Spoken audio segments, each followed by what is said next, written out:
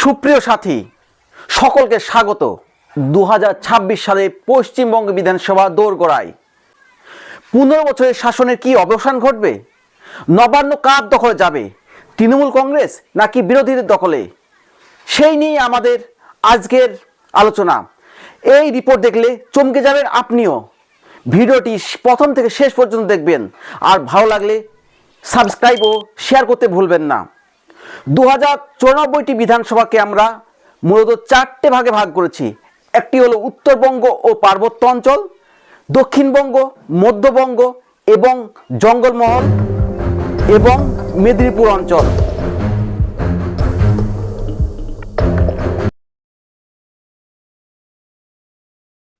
SIR, সংখ্যালঘু অসন্তোষ ও রাজ্য সরকারের দুর্নীতি এবারে ভোটে বড় ইস্যু। 294টি বিধানসভার সমীক্ষার আজ প্রথম পর্ব শুরু করছি, তবে এটি আভাস মাত্র।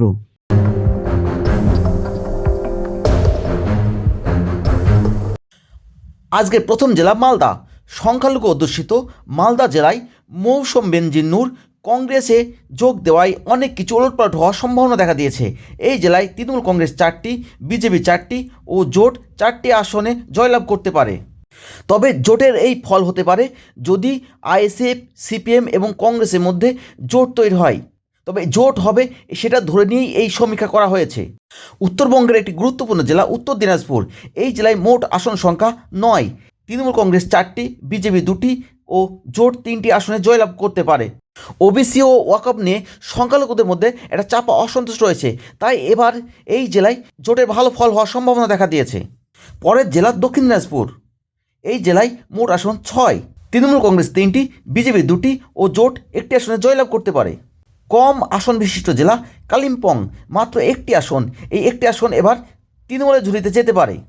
উত্তরের পাহাড়ি ও পর্যটনের জেলা দার্জিলিং, রাজ্যের অত্যন্ত গুরুত্বপূর্ণ এই জেলা। এই জেলায় মোট আসন সংখ্যা 5। তবে বিজেপি পাল্লা ভারী, 4টি আসনে বিজেপি ও 1টিতে তৃণমূল জয়লাভ করতে পারে। পর্যটনের অন্যতম জেলা হিসেবে পরিচিত জলপাইগুড়ি। এই জেলায় মোট আসন সংখ্যা 7। তৃণমূল কংগ্রেস 4টি ও বিজেপি 3টি আসনে জয়লাভ করতে পারে। এরপর আলিপুরদুয়ার, 5টি আসনের মধ্যে বিজেপি 3টি ও রাজ্যের শাসক দল তৃণমূল কংগ্রেস 2টি আসনে জয়লাভ করতে পারে। উত্তরবঙ্গ পার্বত্য অঞ্চলের 54টা আসনের মধ্যে কোচবিহারে 9টি আসন আছে। এই জেলায় বহু সংখ্যালঘু মানুষের বসবাস। তৃণমূল কংগ্রেস 6টি ও বিজেপি 3টি আসনে জয়লাভ করতে পারে।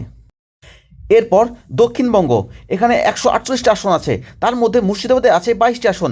মুর্শিদাবাদ সংখ্যালঘু অধ্যুষিত এবং এই জেলাটি অত্যন্ত গুরুত্বপূর্ণ। তার কারণ বাবরি মসজিদ ইস্যুতে তৃণমূল কংগ্রেসের বিধায়ক হুমায়ুন কবির দল ছেড়েছে এবং তিনি নতুন দল গঠন করেছেন, জনতা উন্নয়ন পার্টি। তাই এখানে লড়াই অত্যন্ত কঠিন হবে বলে মনে করা হচ্ছে। এই জেলায় তৃণমূল কংগ্রেস 8টি, বিজেপি 3টি, জোট 10টি ও অন্যরা 1টি আসন পেতে পারে। এই অন্যটি হতে পারে রেজিনগর বিধানসভা কেন্দ্রে হুমায়ুন কবিরের নিজের কেন্দ্র। নদীয়া জেলা অত্যন্ত গুরুত্বপূর্ণ জেলা। নদীয়া উত্তর অংশে যেমন সংখ্যালঘু অধ্যুষিত, ঠিক তেমনি নদীয়া দক্ষিণ অংশে মতুয়া সম্প্রদায়ের মানুষের বসবাস। তাই একটি অত্যন্ত গুরুত্বপূর্ণ। তৃণমূল কংগ্রেস 12টি ও বিজেপি 5টি আসন জয়লাভ করতে পারে। নদীয়া জেলায় মোট আসন সংখ্যা 17টি।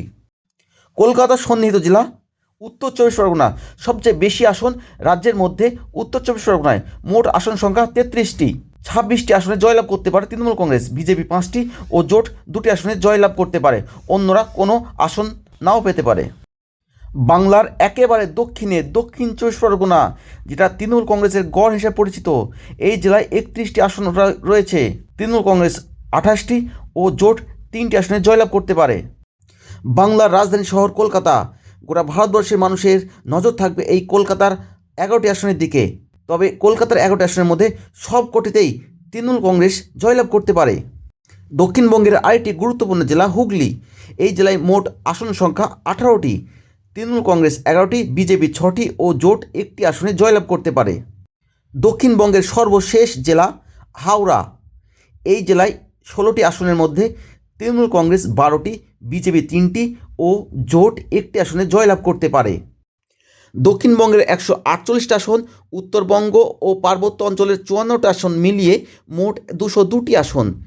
এই 202টি আসনের মধ্যে তৃণমূল কংগ্রেস 133টি, বিজেপি 43টি, জোট 25টি ও অন্যরা 1টি আসনে জয়লাভ করতে পারে।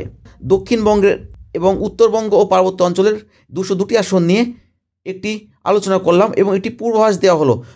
পরের পর্বে আমরা জঙ্গলমহল ও মধ্যবঙ্গের আসনগুলি নিয়ে একটি পূর্বাভাস দেওয়ার চেষ্টা করব।